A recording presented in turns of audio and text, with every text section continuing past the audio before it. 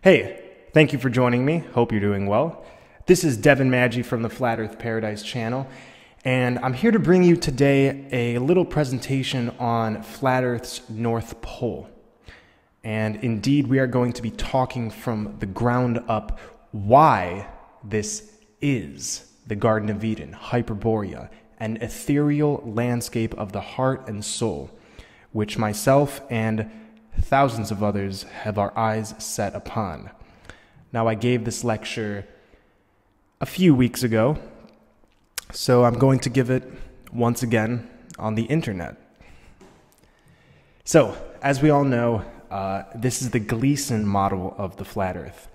Many people do not subscribe to this model, and I don't necessarily, but all I'm concerned about is the center. So, for all sakes and purposes, we will be using this model in this presentation. It might not be accurate, but again, I am focused on the center. So the center is the North Pole, and the outer ice ring is what we would call the South Pole. Now, in various maps from the late 1800s to the early 1900s, Gleason actually produced flat Earth maps, and many of which were in textbooks and all across classrooms in the United States. And what's curious about them is the center is completely open, and many of them have a sort of opening or void space at the center. Now, the first question I have to ask, which we're going to be answering pretty soon, is why do compasses point north? The standard explanation on a globe Earth is that a south polarity is always attracted to the north polarity of a magnet. So this is why whether you're in the North or South Pole, your compass needle will always point north. Well, you would think it would be the other way around. If there are two sources of magnetism in this realm on Earth, then when you're in the southern hemisphere, your compass would point south. This is indeed a bullshit explanation. And many of these globe earthers and those who preach scientism, we notice that there are always explanations that need further processing.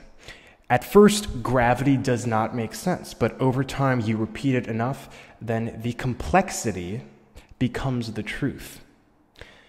Now, I don't know about you, but I subscribe to the idea that the devil is in the details. So if an explanation seems more complex than it should be, it probably is not based in truth.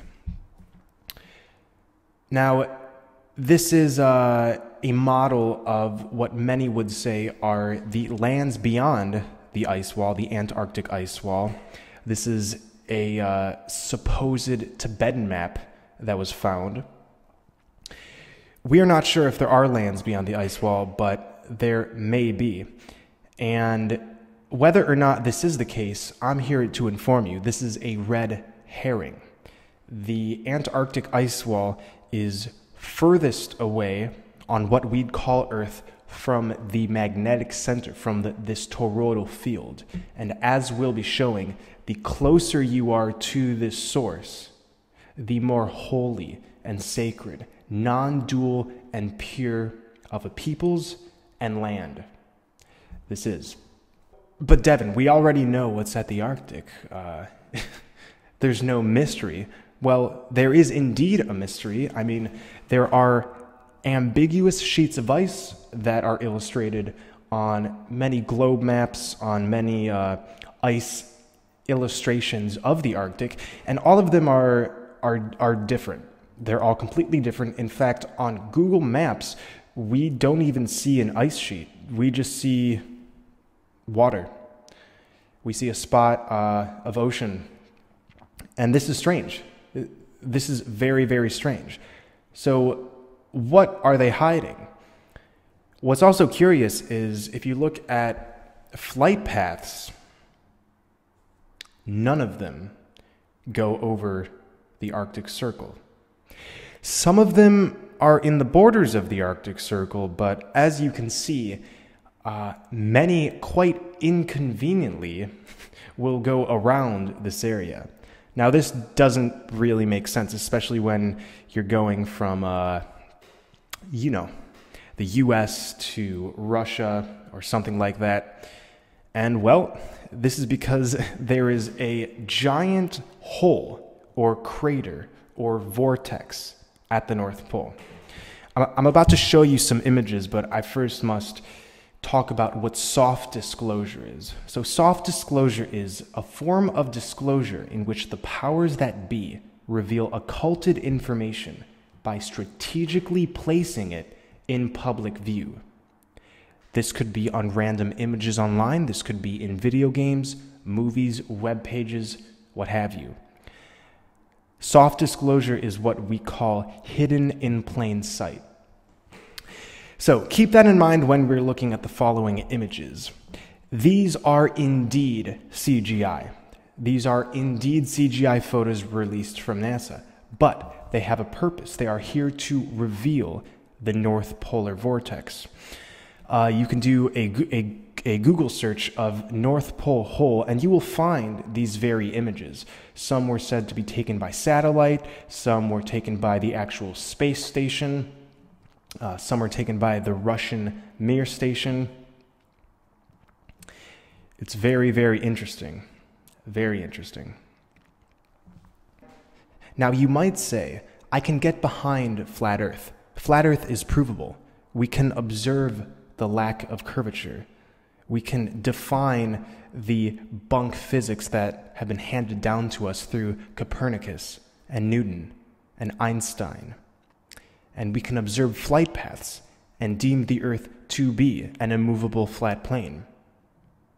But you might say, I cannot get behind a theory that says there is a sacred land at the center through a vortex.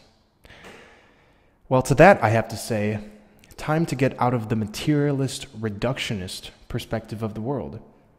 This is the most pervasive worldview on Earth right now, and it's one that is responsible for the spiritual degradation we've seen in these dark ages. And what it is a toxic philosophy which says all that exists is ultimately physical. What I cannot see cannot exist. If I cannot sense something with my five senses, I won't believe it. Now, this is vastly toxic. This is vastly toxic because we are divine, multidimensional creators. Collectively, we are responsible for all creation. We are tied to the ether and the black sun, which we'll get to later in this conversation. So many of you guys have seen this image. This is a compilation of some ancient cosmologies and cultures which knew and depicted the Earth as flat, as a flat realm, oftentimes with a firmament, a dome on top. And I want to show this because much of what I'm doing is using ancient knowledge and reincorporating it into this age. So everything I'm saying is not new. It has been indeed occulted, but it's not new. This is ancient knowledge. This is ancient wisdom.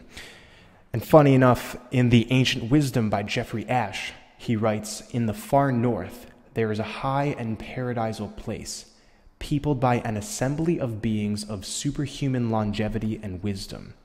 This is the place where Earth rises to join the celestial center, the pole of heaven."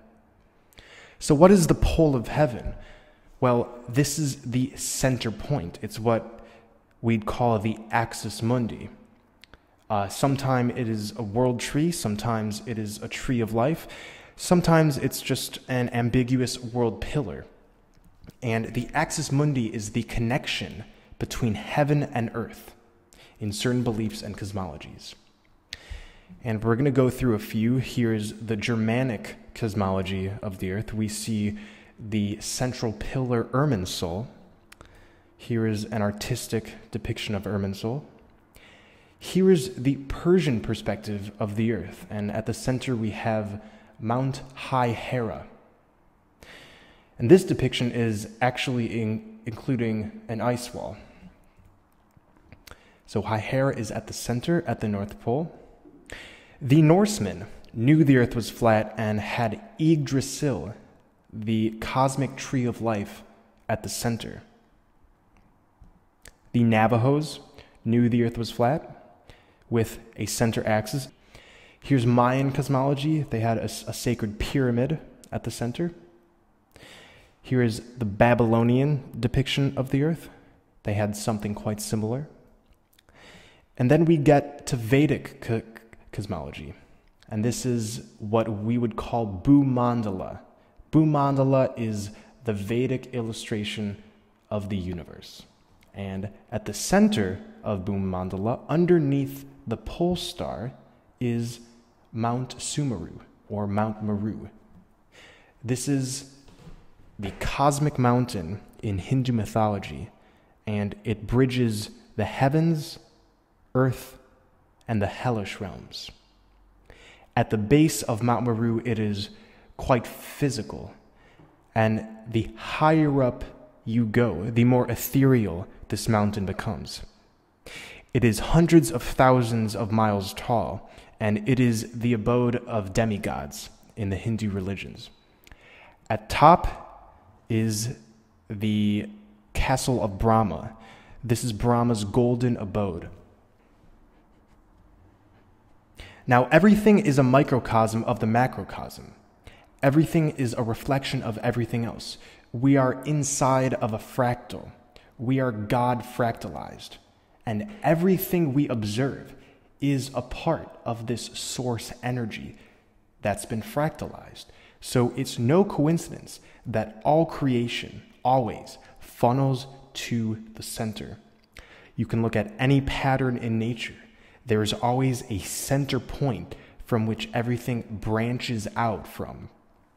And this is what the North Pole is. It is the cradle of humanity. It is the starting point. It is the place where we begin and where we will return to. And in my opinion, we are about to return to this sacred land, to the origin point. Here we are seeing the flower of life. The flower of life is a geometrical form, and it's said to act as the template from which all life springs. So again, everything starts at the center point and branches outwards. Now, Mount Meru is at the center of a 4-continent system. We are told that we live in the southern continent right now. Any modern day cosmologist, Vedic cosmologist, will tell you that Earth is Jambudvipa, that the globe Earth is Jambudvipa. This makes no sense. When you're looking at this model and you think that Earth is Jambudvipa, it's quite easy to write this off as a bogus myth. And the ancients were out of their mind, and they created a fantastically crazy story about where we are in the universe. Well, I'm saying this 4-continent system is at the center. It's at the North Pole. This 4-continent system is not new. In fact, in 1595, we can see this 4-continent system at the Arctic, illustrated by Gerhard Mercator, who was a 16th century Flemish cartographer, and he was actually quite famous in his time. In fact, we still use what's called the Mercator projection for all of our school maps. He wrote to John Dee a letter in 1577, and from it I quote, "In the midst of the 4 countries is a whirlpool, into which there empty these 4 indrawing seas which divide the north. Right under the pole there lies a bare rock in the midst of the sea. Its circumference is almost 33 French miles, and it is all of magnetic stone." What he's referring to is this center rock, which he titled the Rupes Nigra et Altissima, the black and very high rock. Now, instantly, we make the connection to Mount Meru at the center, to High Hera at the center, to the Germanic Irminsul. It is the same story over and over again. And a giant magnetic rock at the North Pole, well, this would indeed explain why all compasses point north, effortlessly, wherever you are on this plane.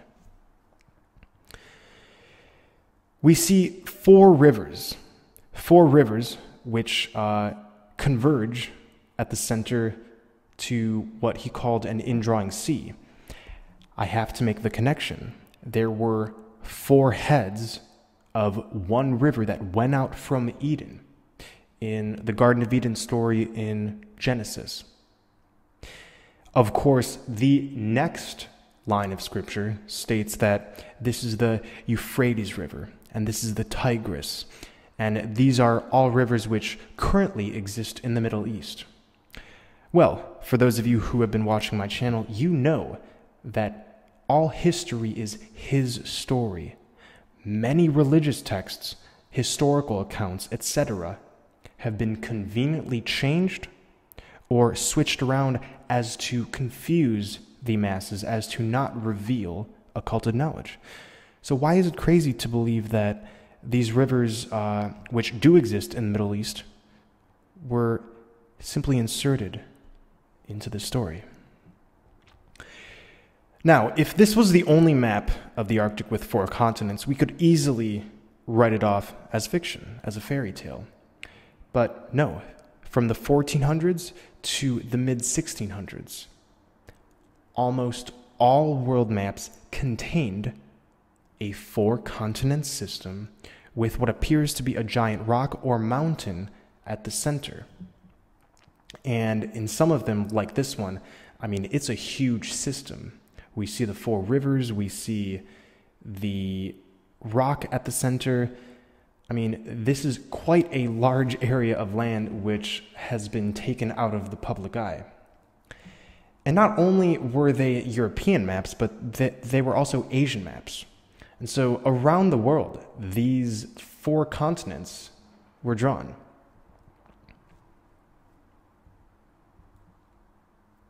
This is an undated map from the Arctic, but it shows at the center what's labeled Hyperborea. Now, we don't see the rock at the center, we don't see the four rivers, but we do see that Ilixoa, which is Greenland, we see Iceland right next to it, and to the right we can see the land of Scythia. Now, Scythia was a part of Russia, and we'll get to that in a little bit. Here we can see four islands at the center. This is kind of a strange map. But these four continents were deleted from maps almost overnight in the late 1600s. Very strange. And not only were they deleted, but they were completely taken out along with parts of Canada, Greenland, and Russia. In fact, it's almost like there was a shitty Photoshop job done in this area. They just completely took it out.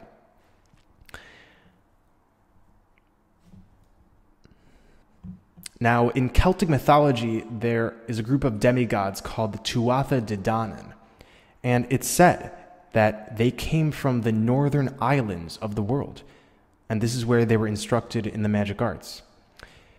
These four island cities were called Murius, Phaleus, Gorius, and Findius.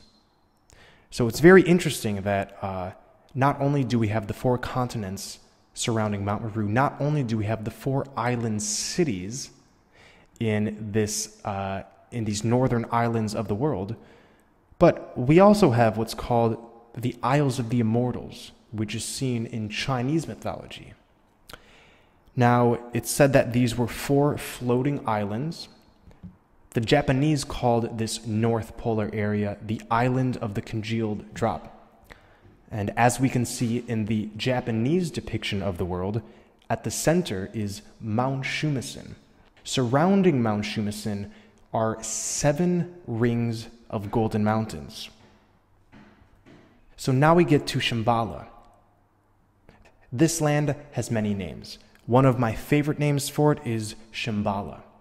It is the Tibetan Buddhist land, where only the pure of heart can live. It's a place where love and wisdom reigns, where people are immune to suffering, want, and old age. And what's interesting is it says that it's shielded from the outside world by snow mountains. And I can't help to draw parallels to the mountains which surround in the Mercator maps. Very similar to the Tibetan Buddhist land of Shambhala, in Tibetan Bon cosmology, at the center of their universe is Yangdrung Gutsek, which is in a land called Tagzig Olmo Lung Ring, which is literally the same thing as Shambhala, just in this different culture. And what's interesting is the texts do say that 4 rivers flow from Yangdrung Gutsek. The center is the Holy Grail. There have been many books written on the Holy Grail, this chalice of immortality in Arthurian legend that demonstrates and represents and reveals the hero's ultimate journey. The quest for the Grail is the path towards enlightenment. It's the path towards purity. And anybody who drinks from the Holy Grail achieves immortality and abundant youth and happiness. And as we can see, and as I've said multiple times, the center of a round flat table contains the Holy Grail in almost all medieval artwork. And this is because we are living on a round, flat earth where at the center exists a Holy Grail. And what's interesting is there is actually a sort of hole at the center of this table. And why is this? Well, grail comes from the word gradalis, which comes from the Latin cratalis. Cratalis means crater. So finally, I show our model of what we think the North Pole looks like. This model is not to scale, but we believe there is a crater going into these 4 island continents at the center. Now, many of you may be looking at this and be wondering, well, that's fine, but it seems like they have a curve there. How can any peoples exist in a crater which is slanted downwards? And what I have to say to that is, this is not affected by the same physicality as on these outer lands. This sacred realm, this realm within our realm, is the source of magnetism, and thus everything there acts in a different way. There are giants in many of the tales of Hyperborea. There is giant fruit. And why is this? Because the closer you get to magnetism, the larger things become. And the over-physical properties we see on these outer lands is not here. This is semi-physical, semi-ethereal. And so it's closer to the ether realm. Manifestation is quicker. It is a 5-dimensional land. So to think that this model is strange, we must get out of the materialist, reductionist perspective. I mentioned Hyperborea. Hyperborea is the ancient Greek land beyond the north wind. And it's even said in the mythology that it indeed was underneath the North Pole, past the Riphean Mountains. What are the Riphean Mountains? Well, we go back to this undated, unnamed Hyperborean map. It said that on the borders of Scythia lay the Riphean Mountains, and past that is Hyperborea. Pliny the Elder in Natural History in 77 AD actually wrote something parallel. He said, "Within a little are the Riphean Mountains and a country called Terra Foris, for the resemblance of wings occasioned by the continual fall of snow, a part of the world condemned by the nature of things, and immersed in thick darkness, having no sheltering places but the work of cold, the produce of the freezing north wind. Beyond those mountains and beyond the North Pole, there is a happy nation whom they call Hyperborea, who live exceedingly long and are celebrated for fabulous wonders. There are believed to be the poles of the world and the very ends of the revolution of the heavens, having for 6 months together one entire day, and night as long.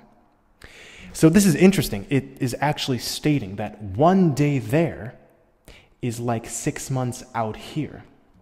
And many of the accounts say this same thing, and this is because space and time dilates the closer you get to the center. It's said that in the Norse paradisal land called Asgard, time moves very slowly.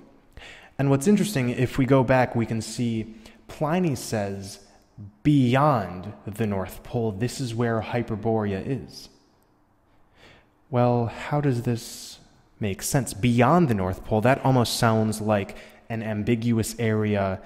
Is it east, west of the North Pole? Where is it? Well, this is why it only makes sense that there's a vortex or crater that you must go beyond in order to enter this sacred land. Now, if we look at the etymology of Hyperborea, it literally means beyond Boreas. Boreas is actually the Greek analog of the demiurge, the Gnostic demiurge who bound Sophia into matter. I'm not going to go into this right now, but if those are curious, you can go back and watch my video called Sophia the Black Sun. But we can also observe Boreas is very similar to Borealis. So Hyperborea is literally beyond where the Aurora Borealis is coming from, which we're going to get to in a second. The Aurora Borealis is the sacred astral light of the Akashic records that comes from the center. And here I quote Pythias of Phocia. "Yes, I dreamed the endless day in a golden light. I am so eager to turn the prow of my ship toward the north. At the top of the island of Britain to the north, the days last more than 20 hours in the summertime. From there, I must go to the throne of the sun. I want to go to Hyperborea, where I am at the top of the world, and I understand the beauty of the highest numbers. I want to go to the Hyperboreans." Why does Pythias say, "I must go to the throne of the sun"?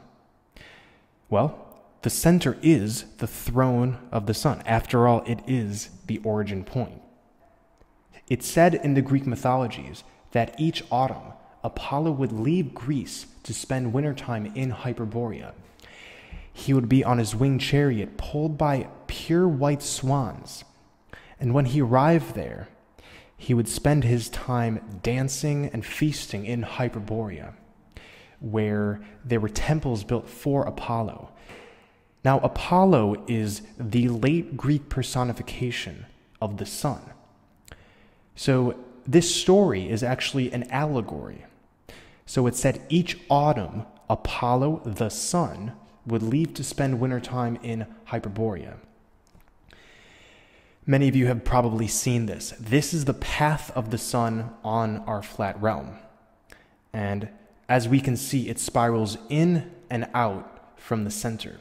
And on December 21st, when the sun is at its lowest strength, its lowest point in the sky, it is directly over the North Pole. So again, each autumn, Apollo would leave. This means beginning in autumn, the sun begins its descent towards the center. Now, this story of Apollo is also seen in the ancient Babylonians, and they called the center vortex Bab-Elu, the gate of God. And it's said in the text that when the sun enters Bab-Elu at the winter solstice, December 21st, he starts his journey northward. So December 21st, the sun is at the lowest point in the sky, and from there he can only increase in power. Now, at the center is the black sun. The black sun is the counterpart of the white sun. They are two expressions of the same entity. And the Egyptians knew this, and they personified them in the dual entity Amun-Ra. Amun being the black sun and Ra being the white sun. Most of us are familiar with Ra, which the Egyptians even say is the sun. Amun, however, is quite a mystery. Amun was the primeval creator, the indivisible creator. From him sprang Ra. So this is the black sun, Amun. This is why we say Amen after many of our prayers, because we're acknowledging that our intent is going to Amun, to the black sun. Now, we can read between the lines of deception because we can see in photos of black holes that NASA gives us, behind it is white light. In photos of the sun by NASA, again, fake, but still quite revealing. We see blackness hiding behind the light. This is no coincidence. The white sun is powering all of our conscious reality. You know, our bodies, nature. It's giving off this prana which becomes external matter. However, the black sun has the opposite job. It is connected to us in the opposite way. It processes all intense thoughts, feelings, goals, desires. And again, it's why we say Amen at the end of our prayers. This is Amun, the black sun. Many of you are familiar with the song Black Star by David Bowie. Go ahead and watch the music video. It's pretty telling. And we actually see the black sun in this video, which is emitting the aurora borealis. And if we read some of the lyrics, it states, "In the villa of Orman stands a solitary candle in the center of it all, in the center of it all." We're in the villa of Orman right now, the villa of all men. We have to get to this solitary candle. And it's quite interesting that he says candle, because Shambhala, the etymology of Shambhala, actually means divine candle or elevated candle. This is what Sham means. Sham means candle or light, and Bala means elevated or divine.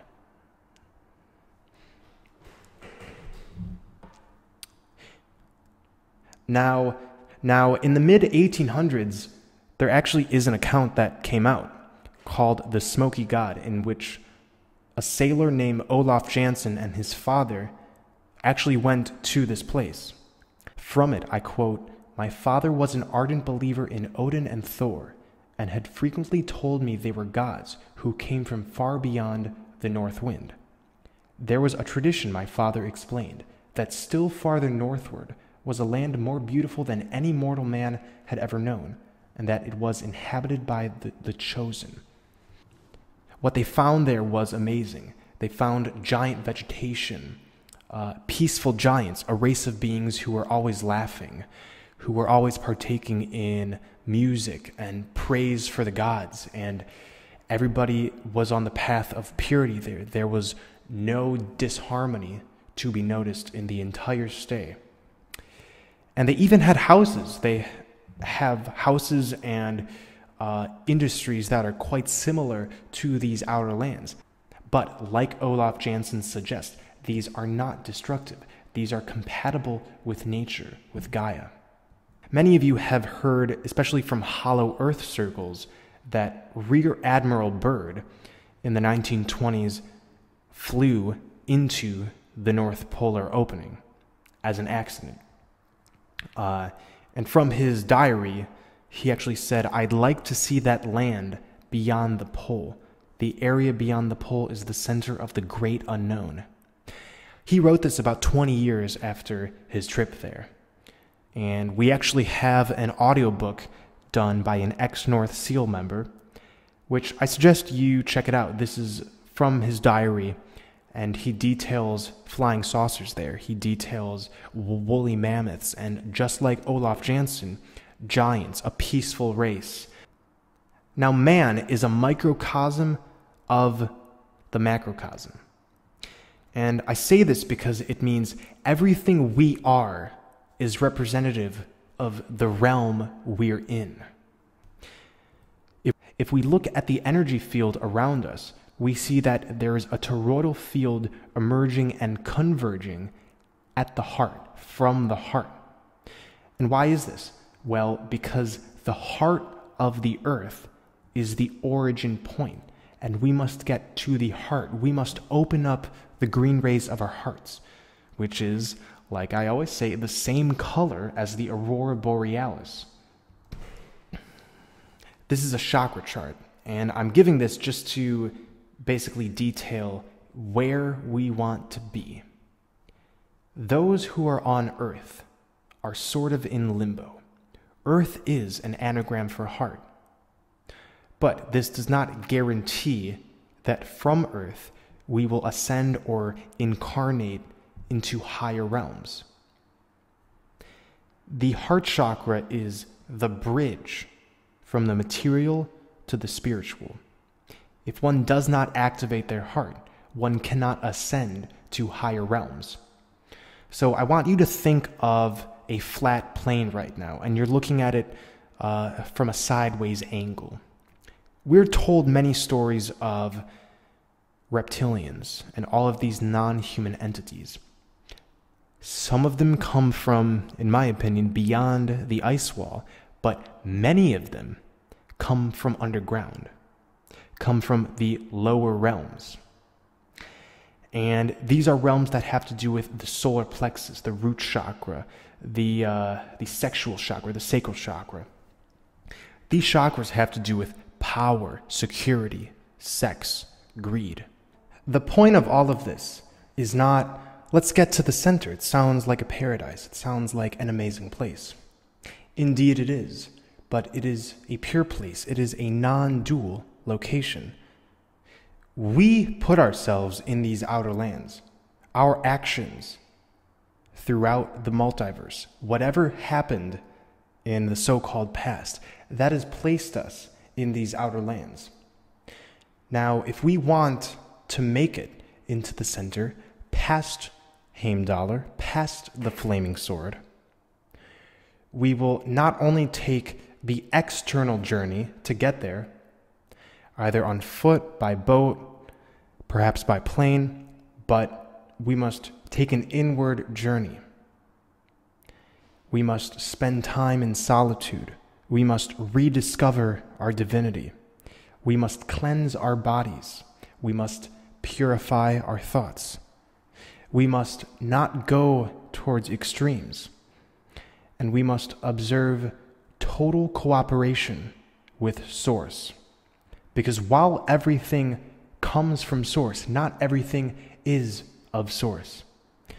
And it's more than possible that through disharmonious tendencies, we can become, and many already have, so disconnected from the nourishing light of Source that we essentially become programs within this Earth matrix.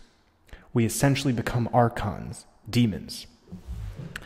However, there are still many living souls who have not completely fragmentized their higher selves. They remain seekers. They remain journeyers of the heart. They remain attentive to what the Great Mother, what Gaia is offering in this golden age that we're just on the brink of getting to. And these are the beings who will be going to the Garden of Eden. And how this looks, it's not certain, but we have to get there. And this is why I have started the North Seal Project.